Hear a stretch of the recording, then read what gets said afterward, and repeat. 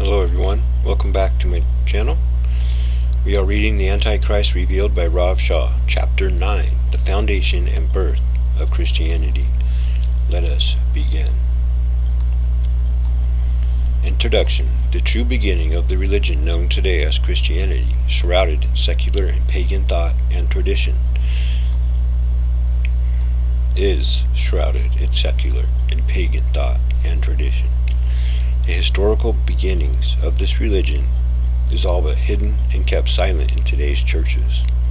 When we do a little digging, it is understandably so. The slightest research into the origins of Christianity will literally destroy your faith in it. So I guess to most Christians, ignorance is bliss. However, in this case, it is eternal destruction. We see below. This is the case as we are destroyed by the lack of knowledge, and rejected by Yahuwah for abolishing his law. Hosea 4:6. My people are destroyed from lack of knowledge, because you have rejected knowledge.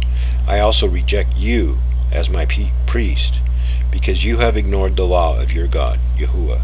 I will also ignore your children.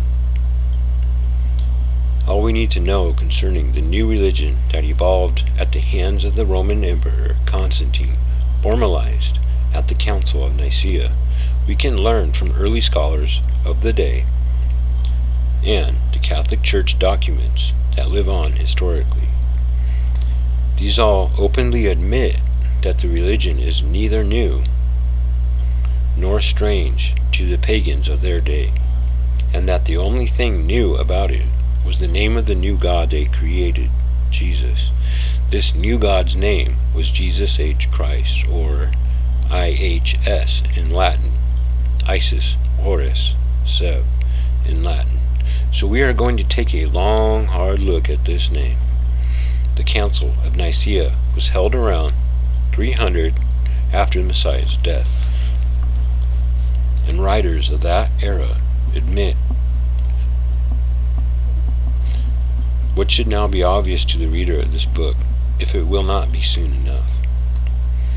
Eusebius of Caesarea, circa 283 to 371, Common Era, wrote, The religion of Jesus Christ is neither new nor strange. St. Augustine of Hippo, 354 to 430, Common Era, wrote, This, in our day, is the Christian religion, not as having been unknown in former times, but as having recently received that name. Yes, Christianity was not new to the pagans, and as St. Augustine pointed out, it has been known all the way back to Babylon, and only recently called Christianity. Every Christian church today, from the Roman Catholic Church to every last Protestant denomination, expresses its faith in what is called the Nicene Creed.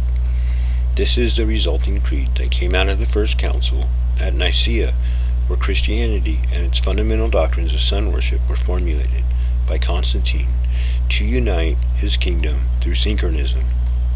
Constantine openly worshipped a pagan sun deity named Mithra, or Apollo, or Abaddon, who was simply another name for Tammuz, or Baal, or Lord, the sun god. Constantine believed the Hebrew Messiah Yahusha was yet another incarnation of the second member of the Babylonian Trinity, whose name is Tammuz. At the Council in Nicaea, Constantine set out to formulate a new religion that all pagans and all those who had newly found faith in Yahusha could accept, if he could twist the scriptures to conform to his new sun worship. Since Constantine believed Yahusha to be an incarnation of Tammuz, he had no problem replacing the holy days with holidays, the seventh-day Sabbath to Sunday, and the feast of Yahuwah with those of his god, Tammuz, Apollo, Mithra, Easter, Christmas, etc. After all, Constantine, Yahusha was the latest incarnation of them all, and therefore he kept the Babylonian pagan days of worship instead of the holy days. And of course, these reincarnated Tammuz, would have abolished the Sabbath holy days of Yahuwah and established those of Sunday, Easter, Christmas in his image. This is what Constantine believed, and he was an emperor, and what Constantine believed defined his empire.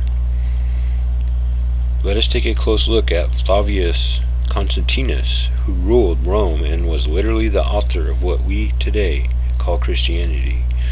Make no mistake, the religion of Christianity was not authored by the Jewish Messiah, Yahusha, as it has no relationship to the Hebrew faith held by Adam, Noah, Abraham, Isaac, Jacob, Moses, Joshua, David, Solomon, Yahusha, even the Apostle Paul, or any of the disciples or apostles or early church in Jerusalem. In fact, Constantine's religion of Christianity is a carbon copy of the mystery religion of Babylon, sun worship. Hence, Sunday worship.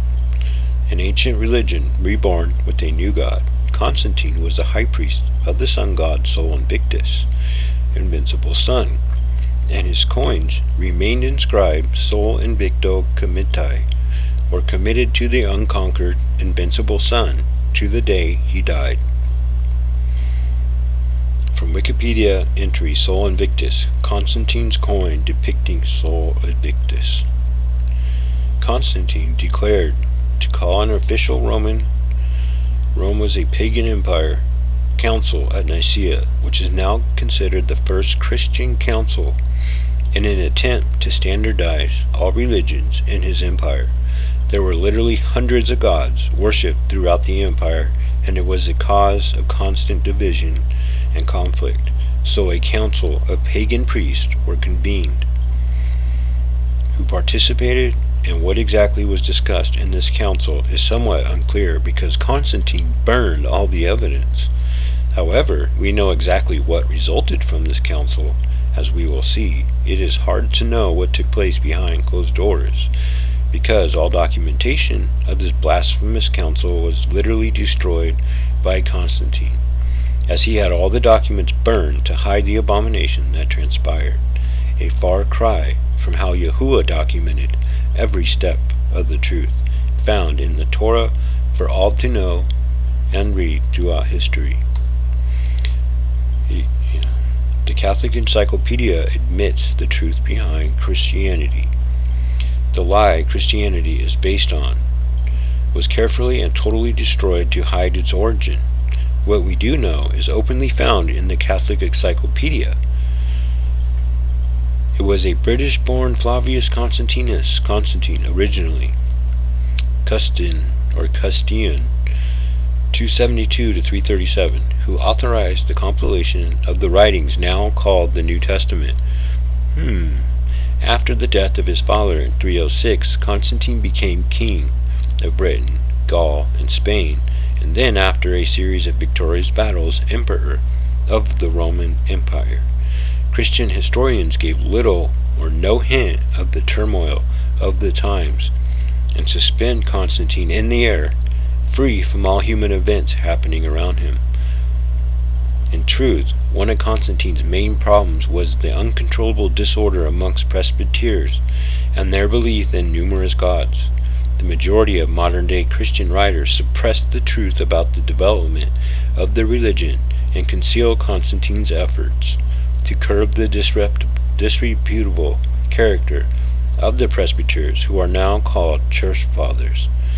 Catholic Encyclopedia, Farley edition, volume 6, page 371 through 370. There it is, plain admission from the source of Christianity, the Catholic Church, that the very church fathers invited to the Council of Nicaea were not men of Yahuwah, but disreputable pagan priests or presbyters who worshipped many different gods. So who were these preachers running around the Roman Empire, dreaming up all kinds of various gods to worship that today's Christian church considers fathers of their faith? Below is how they were described. Wow. The most rustic fellows, teaching strange paradoxes. They openly declared that none but the ignorant was fit to hear their discourses. They never appeared in the circles of the wiser and better sort, but always took care to intrude themselves among the ignorant and uncultured rambling around to play tricks at fairs and markets. They lard their learned books with their fat old fables, and still the less do they understand, and they write nonsense on vellum, and still being doing never done. Contra Celsium, against Celsius, Origin of Alexandria, 251, 3, just the reference.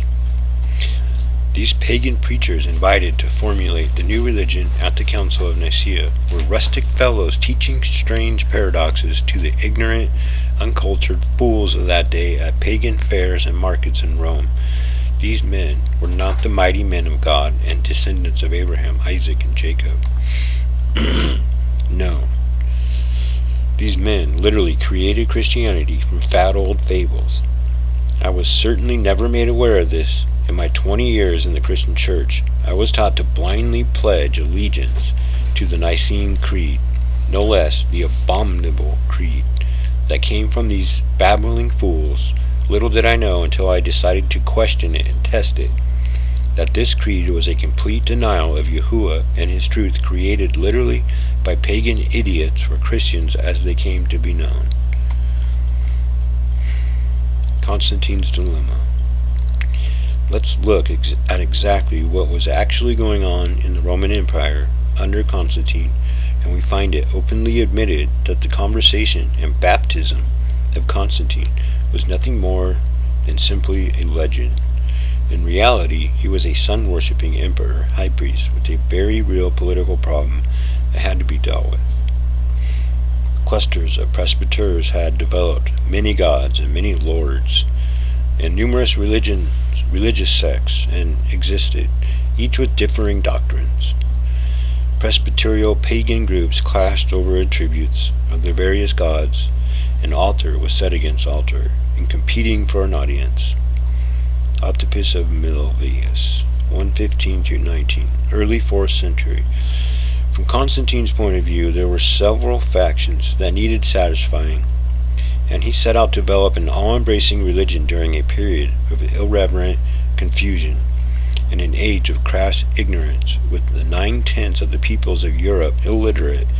Stabilizing religious splinter groups was only one of Constantine's problems. The smooth generalization, which so many historians are content to repeat, that Constantine embraced the Christian religion and subsequently granted official toleration, is contrary to historical fact and should be erased from our literature together. The Catholic Encyclopedia, page 299. Wow. So our contention is that Constantine embraced the Jewish Messiah is not true and should be totally erased from our minds. Simply put, there was no Christian religion at Constantine's time, and the Church acknowledges that the tale of his conversion and baptism are entirely legendary and never happened at all. Catholic Encyclopedia, Farley edition, volume 6, page 370. Wow. Constantine never acquired a solid theological knowledge and developed heavily on his advisors in religious questions. Catholic Encyclopedia, New edition, volume 576. According to Eusebius, 260-339, Constantine noted that among the Presbyterian pagan factions, strife had grown so serious, vigorous action was necessary to establish a more religious state. But he could not bring about a settlement between rival god factions. Life of Constantine, page 26-8. His advisors warned him that Presbyterians' pagan religions were destitute of foundation and needed official stabilization. Constantine saw in this confused system of fragmented dogmas the opportunity to create a new combined state religion, neutral in concept, and to protect it by law, and then ensure it through forced conversion and death for disobedience. Forced conversion and conversion, and death for disobedience. When he conquered the East in 324, he sent his Spanish religious advisor, Osiris of Córdoba, to Alexandria with letters to several pagan bishops, exhorting them to make peace among themselves. The mission failed, and Constantine, probably at the suggestion of Osiris, then issued a decree commanding all pagan presbyters, pagan priests, and their subordinates to be mounted on asses, donkeys, and mules, and horses belonging to the public, and forced to travel to the city of Nicaea, in the Roman province of Bithynia in Asia Minor. The Council of Nicaea, a pagan council. After these pagan priests were commanded to mount asses and come to Nicaea, they were instructed to bring with them the testimonies they orated to the rabble, uneducated pagan masses, bound in leather for protection during the long journey, and surrender them to Constantine upon arrival at Nicaea. The Catholic Dictionary, Addis and Arnold, 1917, Council of Nicaea entry.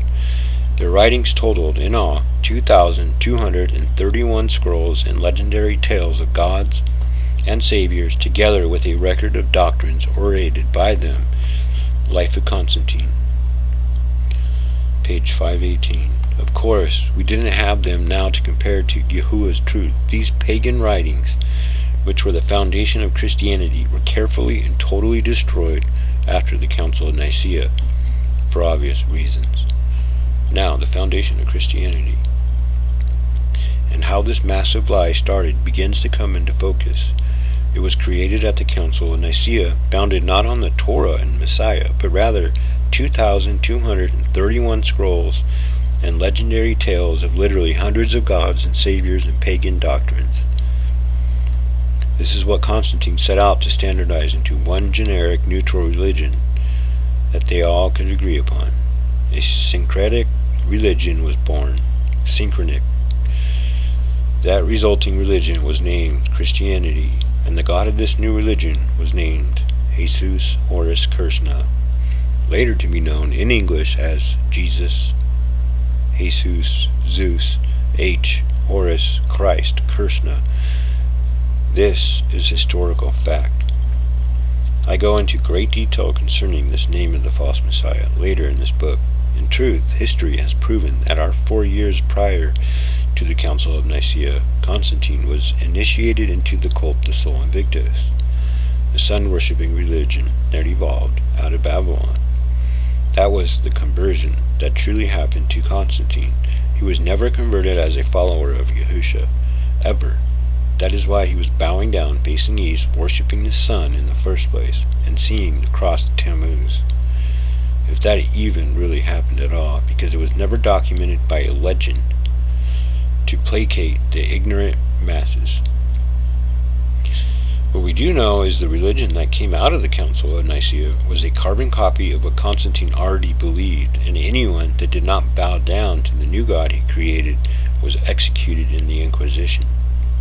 All the pagans surrendered to this new religion, while all the true sons of Yahuwah were executed or went into hiding, leaving only Christianity in the Roman Empire by law. This is exactly what the prophets of Yahuwah said would happen. Jeez. Ooh, chapter 10, alright. Okay, everyone, thank you for following. Come back for chapter 10. Hallelujah to Yahuwah.